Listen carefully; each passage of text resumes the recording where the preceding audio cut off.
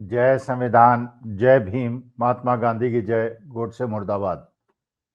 देखिए, वैसे तो मैंने मैनेजमेंट के सब्जेक्ट्स पढ़ाए हैं और पढ़े हैं और कभी आज तक सेफोलॉजी नहीं की है। मैंने चुनावों के आइडिया तो बताए हैं लेकिन प्रेडिक्शंस नहीं किए हैं। और बैठा मैं एनसीआर में हूं और बात मैं बिहार की कर रहा हूं।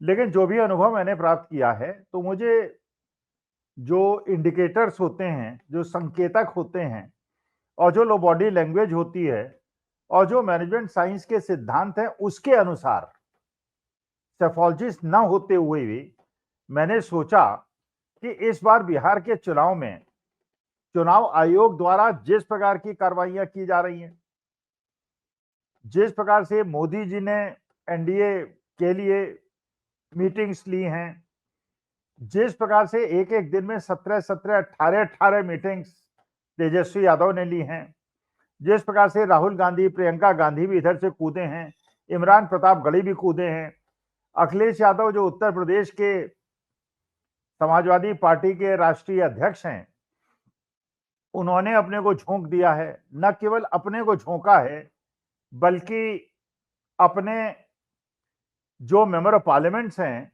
अलग अलग समाज के, उनको भी बिहार चुनाव में झोंक दिया है। जो स्टार कंपेनर्स पवन सिंह हैं वो भी, या मनोज तिवारी हैं या रवि किशन हैं, उनको भी एनडीए ने झोंक दिया है।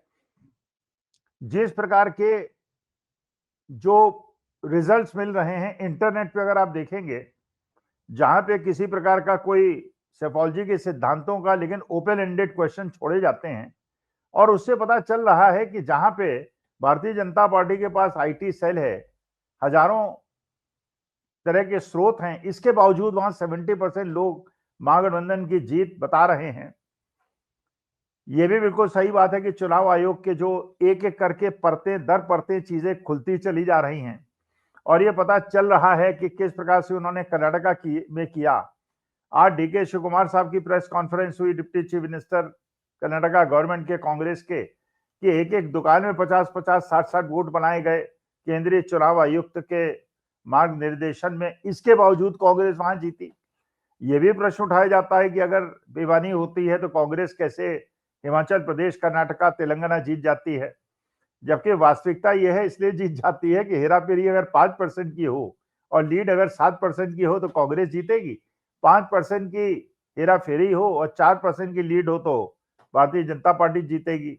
लेकिन ये जानते बूझते चीजों को उलझाने के लिए गोदी मीडिया और भारतीय जनता पार्टी के समर्थक इस प्रकार की बात करते हैं। तो मैंने सोचा जो भी मैंने जीवन में मैनेजमेंट साइंस में पढ़ा है और पढ़ाया है और जो भी सिद्धांतों का मुझे अंदाजा है और जिस प्रकार के फीडबैक मैं ले रहा हूं, जानबूझ के इस बार बिहार के अलग अलग कोनों से, अलग अलग समाज के लोगों से इनफॉर्मली मैंने बात की और उनका फीडबैक लिया है। और जिस प्रकार से मोदी जी ने 1.5 दिन पहले ही चुनाव प्रचार खत्म होने के पहले मैदान छोड़ दिया है और जिस प्रकार से तेजस्वी यादव ने युवाओं को और जेंजी को अपनी तरफ से किया है, और एक और इस प्रकार की बात दिखाई पड़ रही है कि एसआईआर में जो सबसे ज्यादा नुकसान अगर किसी समाज को हुआ है, अति दलित और अति पिछड़ों को हुआ है, क्योंकि मुसलमान क्योंकि जानते थे वो टारगेट में हैं, उन्होंने एसआईआर में विसंगतियां पाते ही अपने नाम जुड़वा लिए। और जो बाहर लोग बसे हुए हैं जिनके एक वोटर आईडी कार्ड बिहार में बना है, उन्होंने इंश्योर किया है कि आके वोट डाले। तो एक तरफ एनडीए लोगों को जो बिहारी नहीं है उनको ट्रेनों में भर भर के भेज रही है, लेकिन उसको काउंटर कर रहे हैं वो लोग जो यादव मुस्लिम समाज के हैं, अति पिछड़े, अति दलित जात के हैं, जिनका वोटर आईडी कार्ड बिहार का है, वहां जाके वोट कर रहे हैं, तो वो एक दूसरे को कंपेंसेट कर रहे हैं। ये भी बात बिल्कुल सही है जो तेजस्वी यादव ने अपनी प्रेस कॉन्फ्रेंस में कहा कि बिहार के जो अधिकारी हैं इस बार कोऑपरेट उतना ज्यादा नहीं कर रहे हैं जितना पहले करते थे, क्योंकि उनको पता है इतनी तेज लहर चल रही है बिहार के अंदर कि अगर 5% की बजाय 7% की भी हेराफेरी हो जाए तो भी महागठबंधन जीतेगा। और उसके बाद जो राहुल गांधी की मिशन है और जो तेजस्वी यादव का मिशन है, चुनाव आयोग की चीजों का पर्दाफाश करना, उसको बल मिलेगा और उसके बाद इन अधिकारियों को भी परेशानी होगी।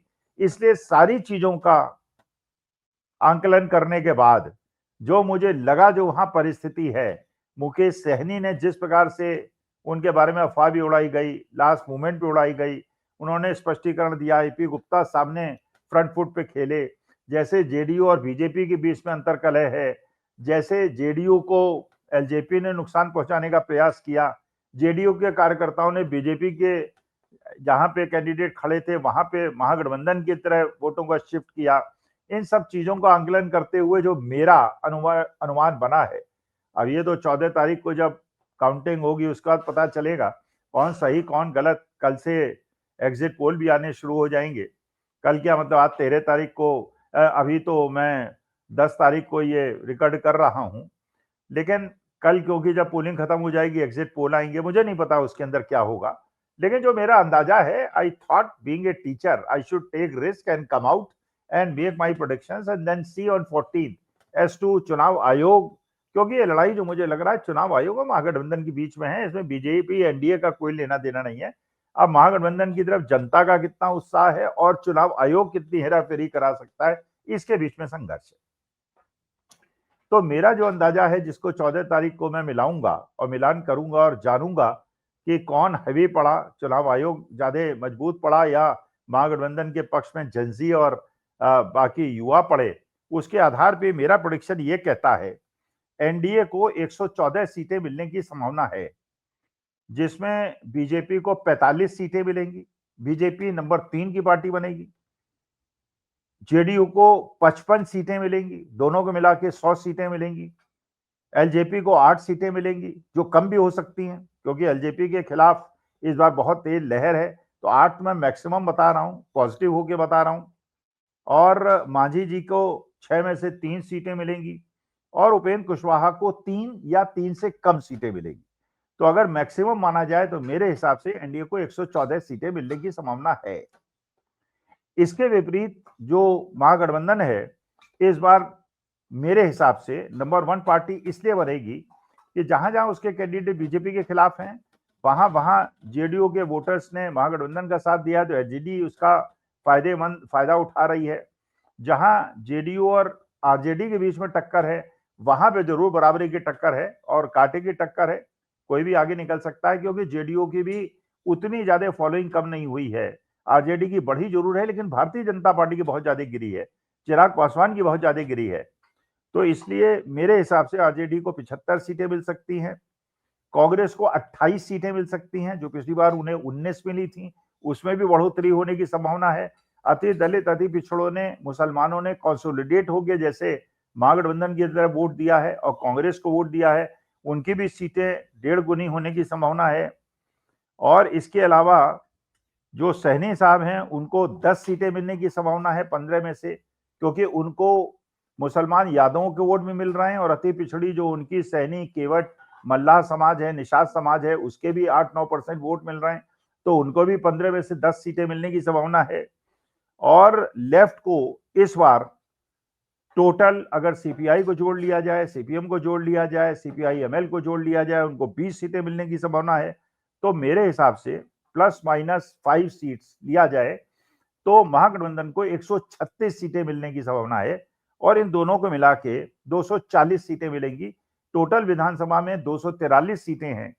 और अगर आप ये सोचें कि मैं केवल 3 सीटें एआईएमएम को और जो जन स्वराज पार्टी है उसको प्रशांत किशोर को मिलने की बात बता रहा हूं, उसका कारण यह है, इस बार सीमांचल में जिस प्रकार से पिछले इलेक्शन में ओवैसी साहब ने महागठबंधन को नुकसान पहुंचाया और ये खुल के बताया हमारी वजह से महागठबंधन हारा, उसकी वजह से वहां पे जो मुसलमान मेजॉरिटी में हैं उनको भी बहुत ज्यादा धक्का लगा है और वो भी एक मुश्त महागठबंधन की तरफ हो गए।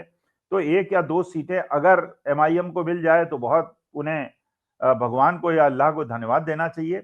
जन स्वराज पार्टी के भी कैंडिडेट्स अच्छे हैं, इसलिए उनको भी 2 या 3 या 1 सीट मिलने की संभावना है।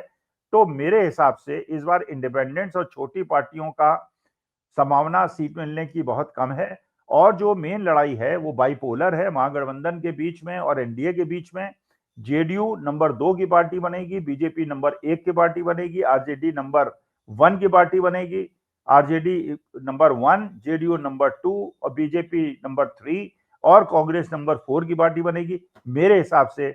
और इस जो ये बढ़त मिली है, इसमें जेनजी का, युवाओं का, बेरोजगार युवकों का, मुसलमानों का, यादवों का, अति दलितों का, अति पिछड़ों का बहुत बड़ा कंट्रीब्यूशन है। और जेडीयू और बीजेपी के बीच की जो कशमकश है, जो नीतीश कुमार को प्रोजेक्ट न करने के बाद और ज्यादा मुखर हो गई, और नीतीश कुमार ने केवल एक रैली मोदी जी के साथ की, और आखिरी दिन भी जो मोदी जी ने रोड शो किया उसमें नीतीश कुमार उनके साथ नहीं आए।